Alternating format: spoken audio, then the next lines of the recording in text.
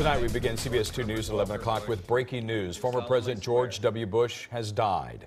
A 41st president and World War II hero was 94. Taking a live look now outside the Bush family house in Houston, Texas. Bush was the patriarch of the storied political family that has deep roots in the Lone Star State. His death was announced in the last 2 hours, and it comes just 8 months after his beloved wife and former First Lady Barbara Bush died. At 94, he lived longer than any other U.S. president. Our Pat Harvey has a look back at his life and his legacy.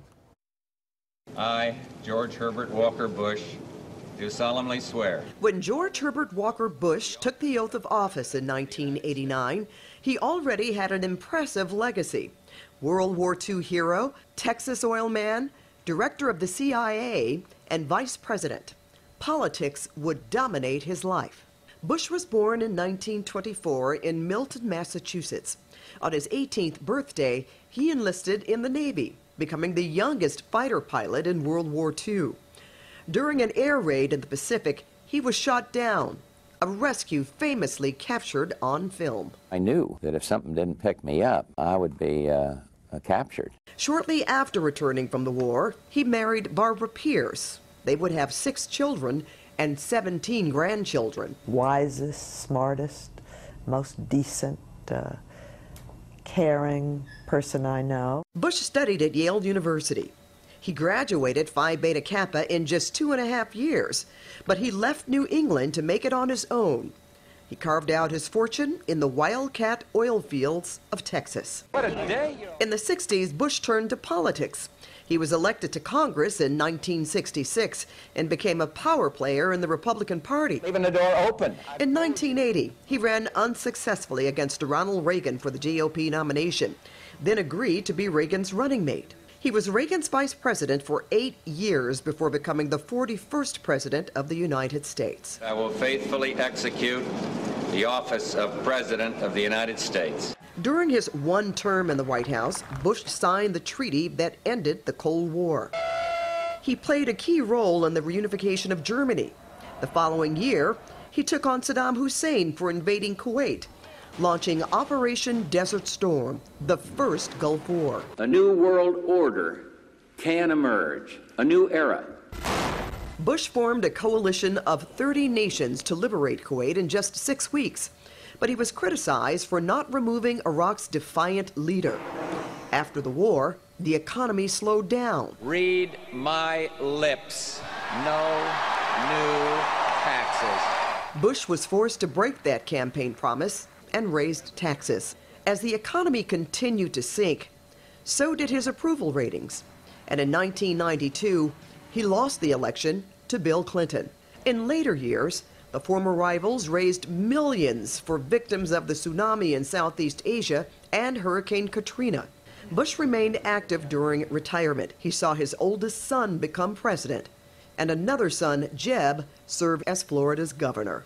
He even went skydiving to celebrate his 80th, 85th, and 90th birthdays. Can't play golf anymore, but I still can jump out of a plane. But in his final years, Bush's health deteriorated and he developed a form of Parkinson's that made it difficult to walk. He used a wheelchair during a 2011 visit to the White House when President Obama awarded him with the Presidential Medal of Freedom. Bush was at his wife's side holding her hand when she passed at their Houston home. He called her the most beloved woman in the world. His devotion to her, to the end, never failing. And Bush 43 George W. Bush released this statement about his father, Bush 41. Jeb, Neil, Marvin, Doro, and I are saddened to announce that after 94 remarkable years, our dear dad has died. George H.W. Bush was a man of the highest character and the best dad a son or daughter could ever ask for. The entire Bush family is deeply grateful for 41's life and love, for the compassion of those who have cared and prayed for Dad, and for the condolences of our friends and fellow citizens. President Trump just released a statement saying, in part, with sound judgment, common sense, and unflappable leadership, President Bush guided our nation and the world to a peaceful and victorious conclusion of the Cold War. As president, he set the stage for the decades of prosperity that have followed. And our breaking news coverage continues with CBS 2's Hermela Aragawi. And she is live at the Reagan Library in Simi Valley. Hermela? Good evening. Well, we chose to be here because of the close relationship between the two men. They were, of course, in the White House together, but it was also clear that they had a friendship that went beyond politics. Take a look at this. There's already a memorial set up here mourning the passing of President George H.W. Bush. We spoke with a woman who runs Reagan's Presidential Foundation here and worked in the White House with both men when H.W. was vice president the second time, and she went through some of these photos with us. Let's start with the one on the far left here, the two men in the Oval Office on a chilly day in Washington. She tells us they're both from the warmer states of California and Texas, so that fireplace looks like it's turned all the way up. The second photo that you see right there with their wives is from 1980 when they won their first election together, and we'll keep moving along to the third photo there while they're walking down the colonnade to the Oval Office.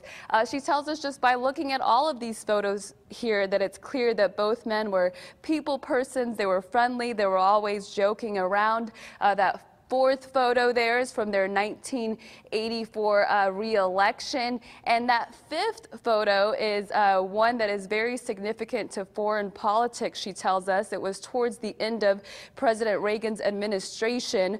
Joanne Drake, who again worked in the White House the second term, tells us that Reagan had a good relationship with the Soviet Union's Gorbachev, and he wanted to pass that on to President H.W. Bush. She says today is a sad day here. Let's take a listen.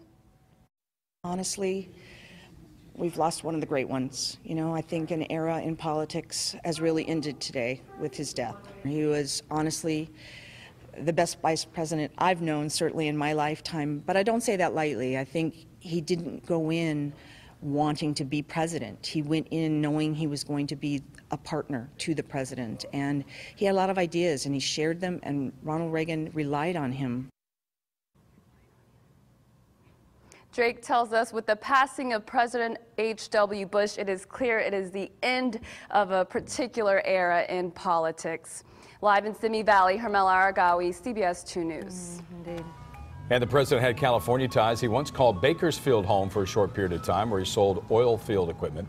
He also lived in Compton for a few months back in 1949. Well, as you can imagine, reaction has been pouring in from politicians and world leaders. That's right. CBS 2 political reporter Dave Bryan joins us now with reaction today all across the world. Absolutely. No question about it. Coming from all different areas. Sure. and attitudes of people. We heard earlier from President Trump, and former President Barack Obama also responded tonight to the death of George H.W. Bush. He wrote, "America has lost a patriot and humble servant in George Herbert Walker Bush. While our hearts are heavy today, they are also filled with gratitude. Our thoughts are with the entire Bush family tonight and all who were inspired by George and Barbara's example." Many historians believe that President George H.W. Bush's finest hour was the first Gulf War. The war was launched against Iraqi dictator Saddam Hussein when he invaded Kuwait for oil. A coalition of more than 30 countries launched the attacks in January 1991. And 4 weeks later, it was over for all intents and purposes after 4,000 bombing runs by coalition aircraft. After the war, President Bush's approval ratings skyrocketed for a mission that was accomplished quickly and with minimum loss of life. Foreign affairs were always President George H.W. Bush's strong suit, and during his 4 years in office, the Berlin Wall came tumbling down, and a year later, the communist government of the Soviet Union also came crumbling down. So lots of foreign affairs, that really was his strength. Absolutely. As a president, no question about it. And on the domestic side, not quite so successful. All right, State funeral to come, and certainly we'll cover that. Absolutely. Thanks, Dave. Well, President H.W. Bush was also known for his sense of humor. Look at this picture. You can see how funny he is. Stay with us throughout this newscast for continuing coverage of the passing of former President H.W. Bush. And developing news at this hour, a woman has been arrested for impersonating an officer in Orange County. Police say she used a fake badge to harass another woman at a bar. CBS 2 Orange County reporter Stacy Butler has the details tonight.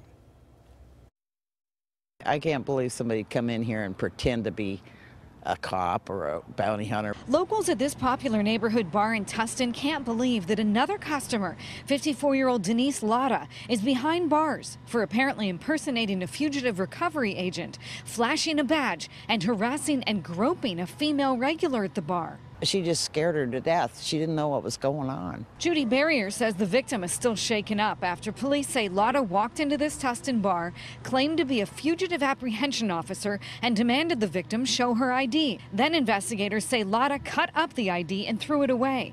That's when they say she ordered the victim outside, up against a wall, and made her spread her feet and searched her. And at that point, there was some inappropriate touching or even groping. Police say Lotta told the woman she wouldn't arrest her if she left and didn't come back. Police arrested Lotta yesterday on suspicion of kidnapping, sexual battery, and impersonating an officer. They say she had fake law enforcement IDs and weapons with her. That's the scary part about this is she had a couple stun guns, different badges, some type of ID that she manipulated to make herself look official. Just stuff that appears to be law enforcement style. And because of those weapons, fake IDs, and clothing, police suspect that it's possible this woman may have targeted other victims. If you have any information, Tustin police would like to hear from you. In Tustin, Stacey Butler, CBS 2 News. Let's go to some breaking news right now. The host of Cosmos Possible Worlds, Neil deGrasse Tyson, under investigation tonight for allegations of sexual misconduct. Fox and National Geographic networks are looking into claims published in Pathos.com, where one woman claimed deGrasse Tyson groped her. Another, a former assistant, claimed he repeatedly made sexual advances. Thousands of Alaskans do not have power tonight after that massive earthquake rattled Anchorage. The latest on that disaster. And asleep at the wheel but still driving was a Tesla driver on autopilot. Details on the bizarre pursuit. Hey everybody, I'm Garth Kemp. Well, after a rainy kind of a week, we have more in the forecast. Let's hear about the weekend coming up. And here's a look at the guests tonight. The Late Show with Stephen Colbert. At